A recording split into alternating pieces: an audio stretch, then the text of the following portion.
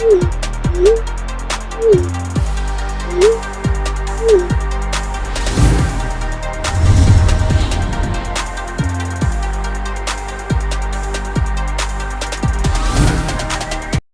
right, good morning, everyone. Welcome to day 2 of Rhode Island Comic-Con. How you guys doing? Let me get this out here. So I will be your moderator today. My name is Brandon Choi, host and co-creator of Movers and Shakers Unlimited. As you well know, for this first panel, you guys are in luck because you guys have a renowned puppeteer on his way out here. See if you can hear me. So can I have Bill Diamond to come out on the stage, please?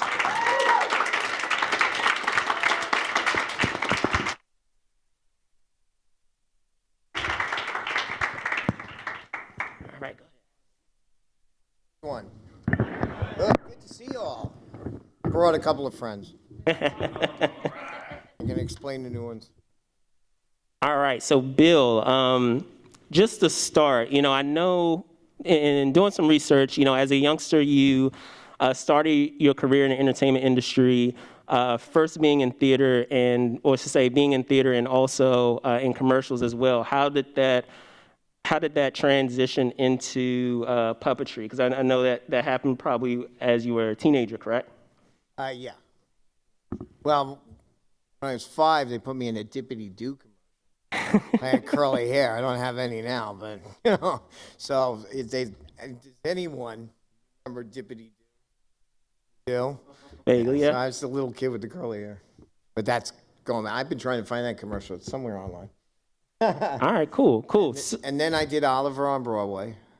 I played Fagin's kids, and then I got bumped to Oliver. So, and then that's it. That's as far as the that part. I didn't wind up back on Broadway till Little Shop of Horrors. So there you go. Gotcha. And we're going to get to that coming full circle. But would you say it's specifically, that opportunity and working, later with Jim Henson that really brought about the... I was doing it before Jim. When I was in high school, I really liked stop motion. Right. And I got to know an artist named Jack Davis. Anybody know who Jack Davis is? Well, Jack Davis, you would know from Mad Magazine and all that, but he also designed the artwork for a Mad Monster, a Monster Party, the old stop motion stuff. So I had won a animation for a puppet award for New York when I guess I was 15, 16. Stop motion puppet. And then I swore after that I'm never doing stop motion again because it just took too long. And I got to meet Ray Harryhausen later on. And does anyone know who Ray Harryhausen is? Okay, so I was like, good, I'll do the ones where they talk. So I had done stuff in puppets and characters before Jim. I was actually on Sesame Street before that with the great Carol Spinney. We all knew Carol. We've had him here. But at that time, I was really into the television side. I really liked TV, which is really what my primary role was. Puppetry just kind of flew in at the same time. Cool. And just explicitly in that moment of, being hired by Jim, how surreal, was that, or that moment of well, the knowing story that the there is I was working with John Kahn, who is a very incredible wood sculptor and entertainer, and he was in I want to say Rochester, New York, and he had a studio there. And so we met and we were doing things, and he wanted me to document most of his artwork. And he had a young kid that was working with him named John. And John was interested in the media side too, and was an incredible wood sculptor too. So I'm leading to this. So I'm working with this kid, and he wanted to know more about TV, which I kind of now think that was a ploy. But anyway, so we're building these things, and he was doing a lot of circus stuff. Now, I'm going to let you remember a number of names here because they're going to come back to you. So we were doing circus stuff. So I was documenting all the circus stuff. They were incredible circus people that were working there. And one was a man named Michael Motion. Anybody know that name? You will. And there was another guy named Fred Garbo. Does anybody know that name? Okay. And me and John Kahn and John. And we're doing this big thing kicking off in 1979. And at this party in Rochester for all this artwork. And I had heard rumbles that Henson was around. Okay, so I'm working and we had a crow's nest and camera set up there. And Johnny and I are doing something. Now I worked with this kid for 6 months. I mean, great kid. And we're up there, we're phoning, and I saw Jim walk in. And the kid turned to me and I said, "Oh, that's Jim." And he goes, "Oh, my father's here." And I went, "What?" "Yeah, that's my dad." "You're John Henson?" "Yeah." And I'm like, "And you want to know about television?" And so that just threw me off because he never said any, because John wanted to be known for John, not his dad. So that's what we learned there. So it was Johnny that I knew first. Now, I had already done Sesame Street for the television side, repairing stuff for, and that's how I got to know Carol. So I knew Carol before I knew Jim. Gotcha, yeah. And when Jim walked into here, I was like, I couldn't get over the fact the kids working was a Henson, and never knew it. And then I met Jim, and at that night, Jim said, "Well, why don't you've been working with Johnny, why don't you help John? Come on down, and I have some projects I'd like you to do some television stuff with, and I know you like puppets, and you're into puppets." And I said, "Yeah." So he then talked to, everybody else who was there, and he pretty much discovered a bunch of people. So when I said Michael Motion, well, you all know Labyrinth, right? Well, Michael was the guy that did the ball. So Michael was that juggler. And this is 6 years before Labyrinth. So everything that Bowie did was Michael. And that's what Johnny and I did on Labyrinth. We knew Michael. Michael was an incredible juggler. And when it was time, that's where Jim discovered Michael, probably all of us, and then had a little job. Now, Fred Garbo he took as a great Garbo because Fred played Barkley the dog on Sesame Street. So it was like I'll just take all you people and you're coming with me. So that's pretty much how that happened. So I kind of worked with Johnny when Johnny would do Sweetums. And then John Kahn later on did the Big Fraggles for the Macy Day Parade. And John, when we did the Big Fraggles, we had to put John in the character, and he didn't even know that he didn't like confined spaces. So that was a whole nother trip. But that's how the Jim Henson thing started.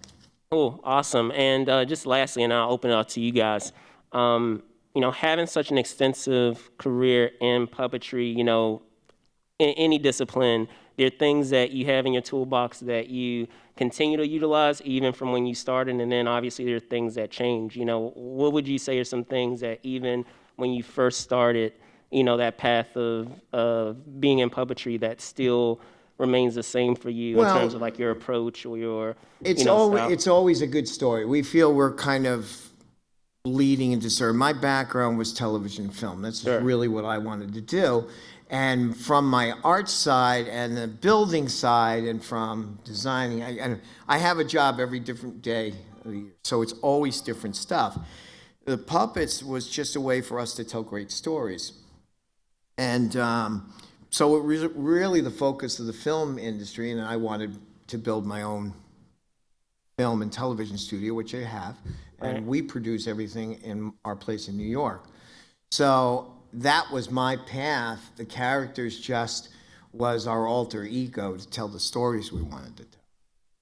Awesome stuff. So I'm going to open out to you guys. Do we have any questions here for Bill? Yes, they're in the back. Why don't you come up? Yeah, I got a mic so I can hear you and get your name, and I don't want you to punish me. Whenever you do stuff with the puppets, do you use the same exact puppet every single time, or do you have multiple of the same puppet? There are some multiple characters. Usually we use the original one. That's there. When we did Dr. Rock's Dinosaur Adventure, we had 3 Dr. Rocks. We had a live version, and we toured with. And then we had a television version, and then when we did other events, we had another one.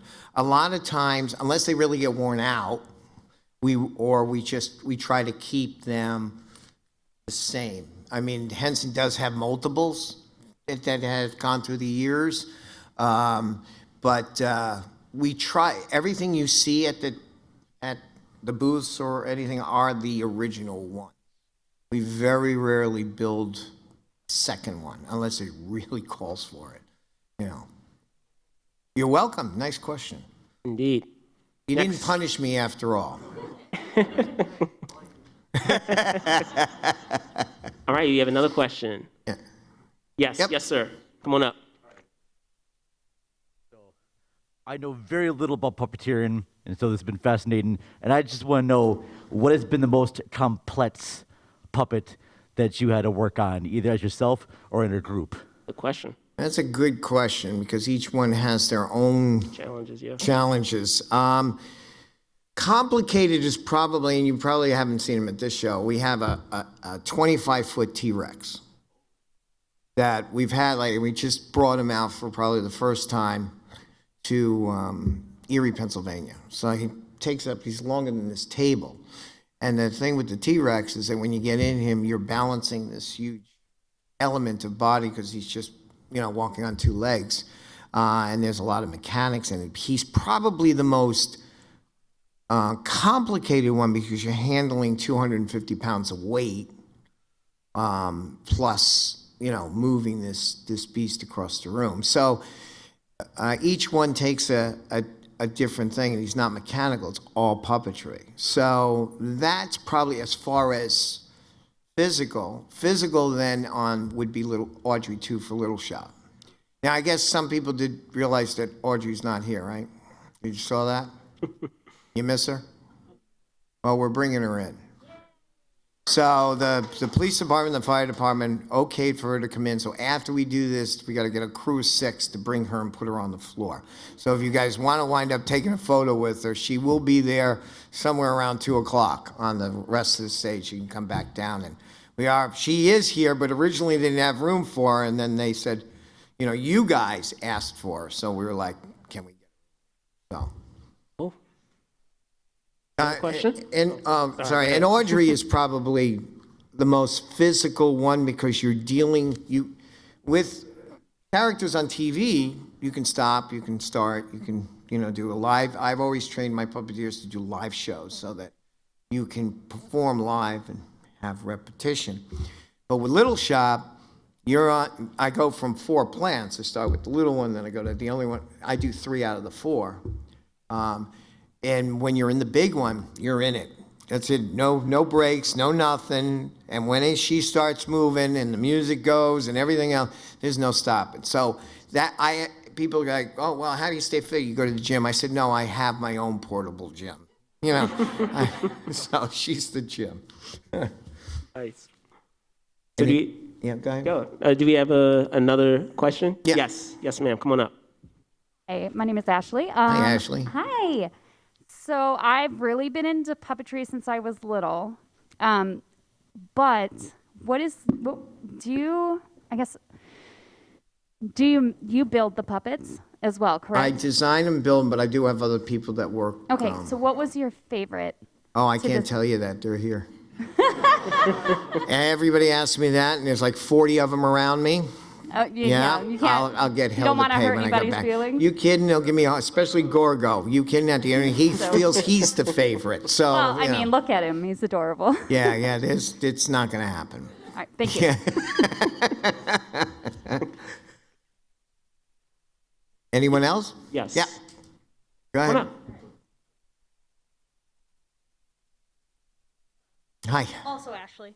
Hi, Ashley. Oh boy, There you go. There you go. So kind of to piggyback off what you were talking about before, when it comes to the different types of media that your puppets are in, are there certain kind of elements you have to think about when working on stage as opposed to working in a movie, as opposed to working in TV? Yeah, if they're going to be on stage, they have to be brighter and like this is a stage performance. This is really not a television character. I hear the Ray Charles one, and I'll tell you all about that. So that's strictly for stage. That's a touring show. So that one, so there's elements that have to be created based on how it's going to be light, size of the theater, will they see them, that type of thing. With TV, a smaller character and a large character. Most people are very surprised for television how big our characters are. The characters on Monster TV are almost human size in some ways. So, everybody says when they come and see them, they're like, oh, I didn't realize they were so big.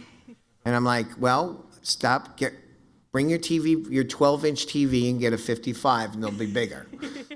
So, but people used to see them on smaller TVs. And then everyone watches it on the phone. Well, they're a lot bigger. Well, they can't get in the phone otherwise. So they are designed differently depending on you have to look at them, what their eye lines are, and what circumstances and lighting they're under. Yeah. So they look very different. Cool. Thank you so much. No problem. Thanks for the question. Yes. Then you're next. Then you're next. We'll get to you. Don't worry. Oh, Mercedes. I wanted to ask. Do you have a Mercedes? No. Well, you should get one. That works. No, I'll just read my Count of Monte Cristo instead. Okay, there you go. I wanted to ask you, out of when you started puppeteering as a teenager and everything, what was the most challenging thing about getting into it? Like, what was the biggest challenge you faced actually getting into the business? Well, for me, it was different because I started creating TV. Cable was brand new, all right? So I wanted my own studio, so I used the characters to do that, and I've already been around TV. So it was easier than somebody taking a puppet and saying, hey, I want to be on television. And that's how Jim got into the business. Do you know that?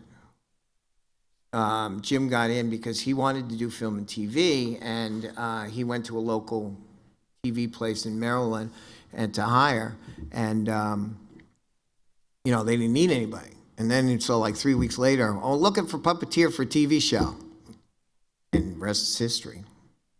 He wasn't a puppeteer when he started out. No. So because of that, it was a way for us to tell stories. Because I do a lot of television I do commercials, I do sports TV, I create a lot of stuff for many other networks that doesn't have to do with puppets. So it's usually outside of the box of creating things. So I was already there in the television world and knew how to take these characters and put them in it. So that's what I was at. What was the biggest challenge trying to get back in, like going from one medium to the other, like to get into the puppeteering aspect? Well, I already had choose not to do animation or sell animation. So I was already starting to develop puppets, and of course Jim was an influence, but because I was TV, I just felt, this is quick, I can do it instantly. So we did live shows that toured. Malls was a big thing years ago, and we brought live shows out that no one had ever seen in a mall. So we were doing that, and that live show also let us do TV shows. So when we did Dr. Rock's Dinosaur Adventure in the 90s, you could watch us Saturday morning, and then you could go see us live at your local mall, too. So That's cool. it had to do with the market. Thank you very much. You- All right, awesome. Yes. I know you had a question. Hello. Hi. My name is Mike. Hi, Mike. Hello. So my question to you is in relation to Audrey 2, Mm-hmm. which is a compelling character to look at on stage, which I assume is challenging because it's a plant as opposed to human or humanoid. So I guess I have a two-part question, which is how much do you consider yourself an actor as well? And then when you're working with somebody who's voicing a character like Audrey 2, do you work with the actor to kind of build the personality to keep the character alive and different from one maybe voice actor to the next? Oh, absolutely. Because I've done Audrey for over 35 years. So, and it's amazing, you know, I probably have the record for the most performances of her. So I've done it on all levels, you know. The interesting thing is that when you do these guys, you're the voice. You know, everyone asks, hey, do you need a voiceover person? And I don't. Audrey is probably, except for one other character, is the only character that uses another voice. Because the physical aspect of puppeteering her, you would be whispering, you're breathing. I'm moving, you know, 250 pounds of character plus the actor. So the physical noise would not work on stage. And for me to sing or do the number would never work on stage, where it can with these guys. So that is the reason for that. And that's the only time. So yes, to answer your question as an actor, yes, you know, you are a personality, you are acting, you are a creative. But at that point, these characters take a life of their own. So it is like a voiceover actor or anything like that. The difference, we're doing it in real time. So it is a performance. It is a character. For the Peanuts movie, Blue Sky asked me to come in and see all the animators because they hadn't worked. They're animating, and by the time the voices are added and everything else, they don't get to see because we work in real time. So we sat with them in a room about this size, and we showed them how we do things in real time so that they could get that sense to put it over into animation. So yes, it is a performance. So when that character on 18 inches or, you know, 6 feet or whatever, you know, 8 feet, which is Audrey, yes, you're just modifying. You become that. You know, and Carol Spinney could tell you that he was Big Bird. That was it. Nothing else mattered. Cool. Thank you. You're welcome. Thank you for your question. Yes. I feel like if Price is Right. Yes, it is. Come on down. My question is more on the design side of things. What are some of your biggest influences when trying to design the look for certain puppets, especially for like a series like Dark Crystal? Okay. Well, I didn't design Dark Crystal, just so you know. That was Brian Frapp. The thing that when you work on a character you're designing for a show, if a producer comes or an inspiration, it is definitely, you know, how that character looks, what's it going to look, how's the show, and it all starts with a drawing. So everything different. I'll tell you a couple of. Most puppeteers are not builders, and most puppeteers are not artists. I'm a freak of nature, so I can draw it, build it, perform it, okay? And that's the difference. With Jim, it was a little sketch. Me, I do something with one drawing, and I send it out there, and I said, this is the world we're creating.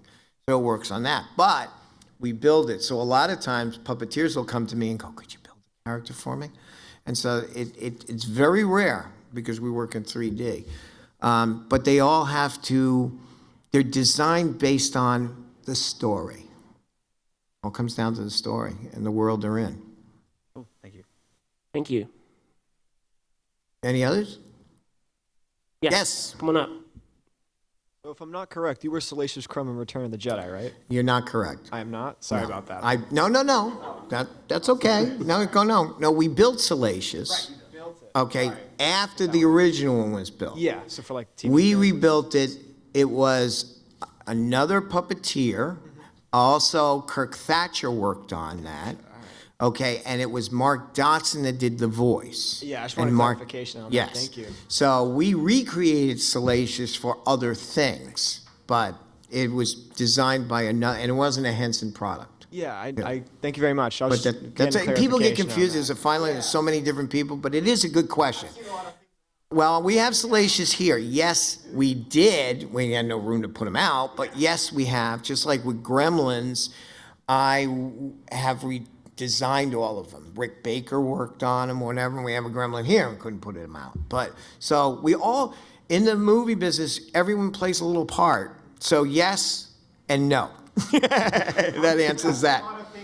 Yeah, Audrey's 100% me, but maybe I had a little hand in this, so it is. You're welcome. No worries. Good question. Any Another others? question? No, it's a good question. It is. Don't be shy. You have another question? No, not at all. It's not a stupid question because to answer that, a lot of people come over and go, "Oh, you designed Dark Crystal." No, we designed that one for Rise of the Skeksis. I worked on the media side of Dark Crystal, so Jim would ask me to cut. We would see how the characters went, how they moved. I documented strictly for Jim. So I was involved with that, just like Fraggle Rock, but there were other designers, and then we got the chance to recreate. Like, we have Ermine Otter. Remember Ermine Otter's Jug Band Christmas? So that's a little bit before my time, but when they had to recreate Ermine, and I had to do special elements for Ermine, that's what I did later on. So different people. And it's the people at Gremlins, they send the characters to me because Rick Baker retired and said, send it to Bill. Bill will handle it, not me. So it's just, sometimes it's a lot. So yes, we are, and yes, we're not. Thank you. You're welcome. You have another question? Yes. Yeah.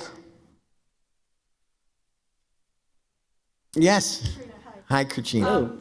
So my question, you probably get this a lot, but it's kind of the evolution of puppetry, right? So live and maybe even TV are still very much a venue for puppetry, but with the advent of CGI and all of that kind of sophistication, do you see a place for puppetry in film still, and where does that kind of fit? Well, we may have worried about it a little bit in the 90s, but we don't worry about it now. And that's because, one, it's come back. It's proven it's come back. You saw the Dark Crystal remake. You've seen a number of other shows, and that's all we do. We have Land of the Moonshins coming out. So we know that there's a very strong performance that people love. They love animation.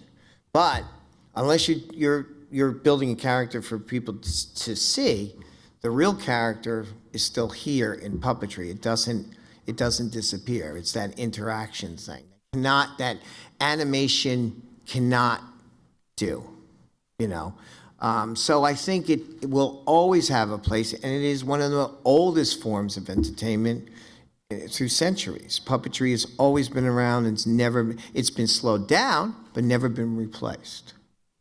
Thank you. Thank you. Another question? Don't be shy. Yes. Yes. Come on up. Hi, I'm Grace. Hi. Hi, Grace.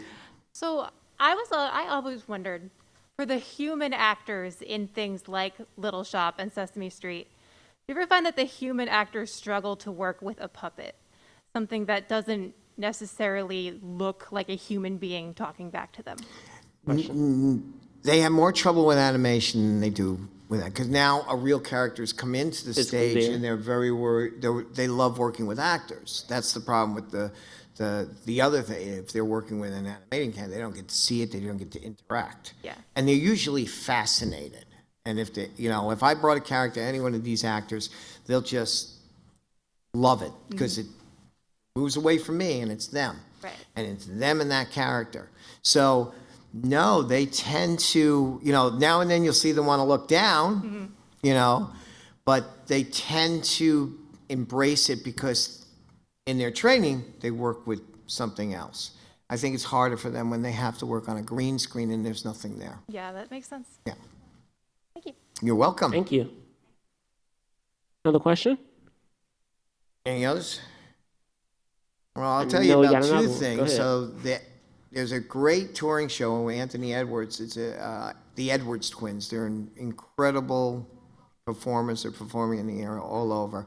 And they came to me because they do hundreds of, they're illusionists, and they'll play Diana Ross, they'll play anybody in the film industry, music, and they sing everything. They're incredible. You guys are interested in them. But they came to me because they wanted to build a series of characters that they just felt that they wanted to play against. So we built Ray Charles and we built Tina Turner, and you'll see that Doobie Brothers down there.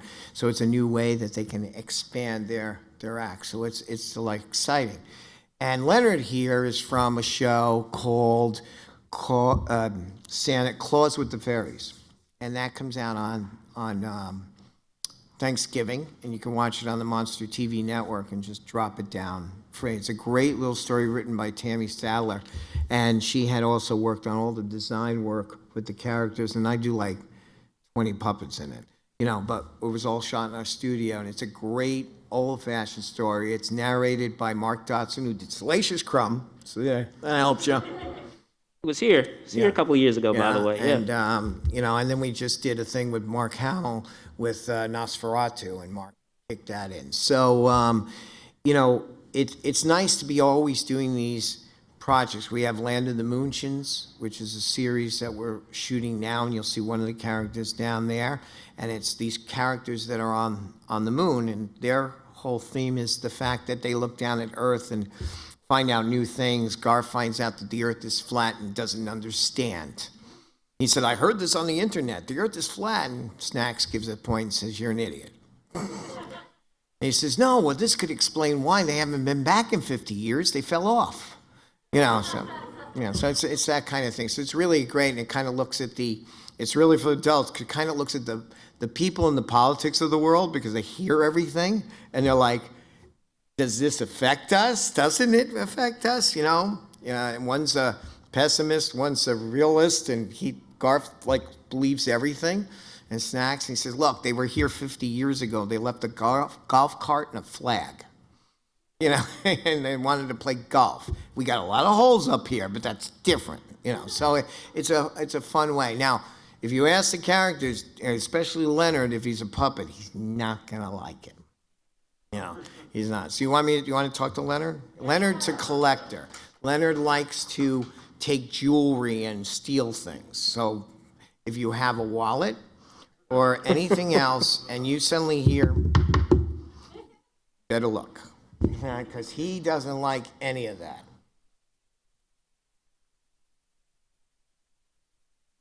Yeah. Who's got something shiny? I take credit cards. So, Leonard here, you're a puppet, right? Seriously? I'm a fabricated American. Well, do you want to say hello to anyone? Only if they want to give me something, I'll take $50. If you want a photo with me, it's $60. I'll do it just the way Lou Ferrigno does. Yeah, and then I'll take this microphone. I don't know why, but I'll take it. So what's new out there? Like your hat. Like your hair, it's like mine. Neat. Where'd you get that? Kind of grows on you, doesn't it? Yeah. Yeah, it does. You look like you just came out of an 80s film. Yeah, and you with a 3. Can't count? You can? What's with the 3? Need to number your shirts in the morning or what? Well, you'll know that when you go looking tomorrow. You'll go, where's 2? And how's everything over here? Good. Came out with your pajamas, right? There, good. How are you guys in the back?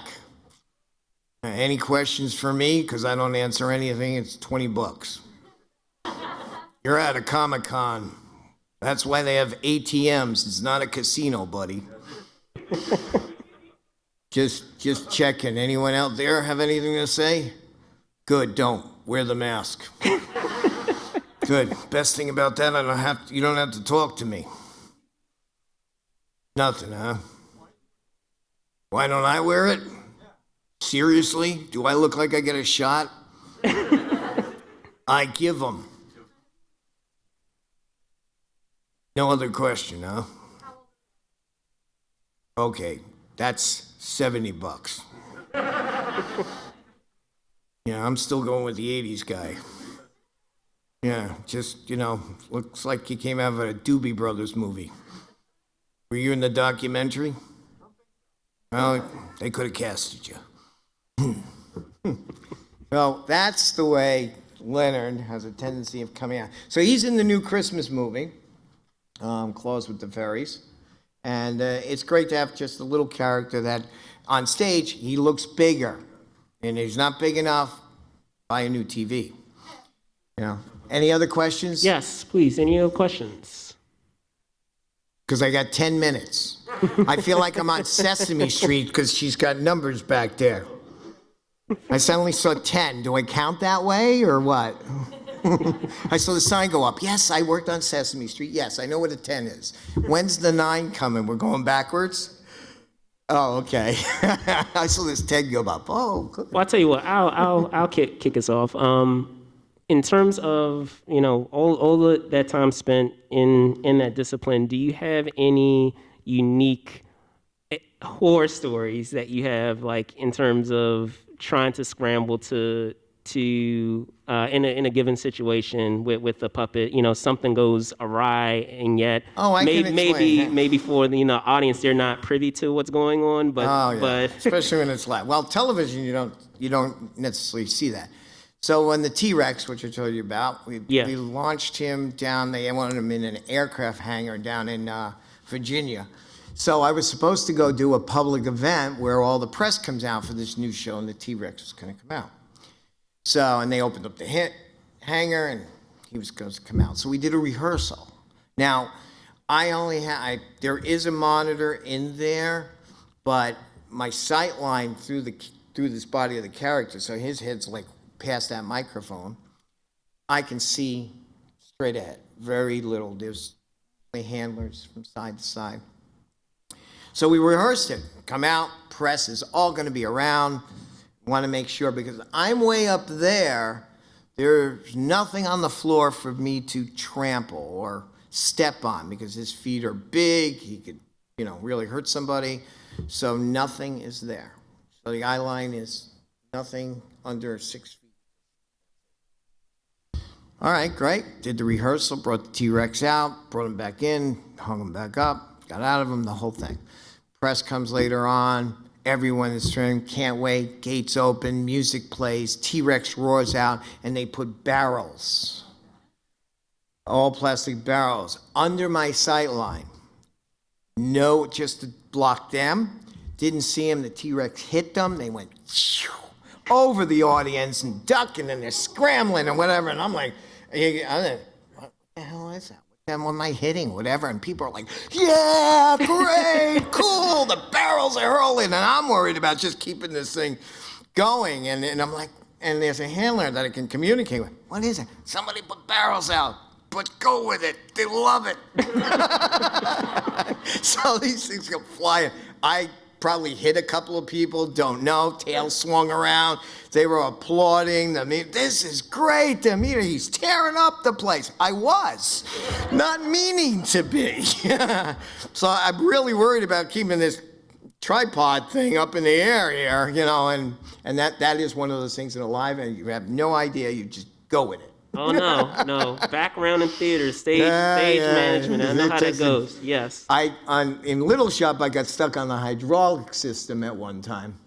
As they bring the plant out on hydraulics into the shop, and the hydraulics jam, and they go into intermission, and they all left. And I'm in the plant going, did anybody think of Bill? Oh, he's still out on stage, and I'm just still in this plant going, dun, dun, dun, dun, dun. We're in rehearsal. Anybody gonna find me? Because I can't go anywhere. There's nothing I can do, at that point. So there you go. Wow.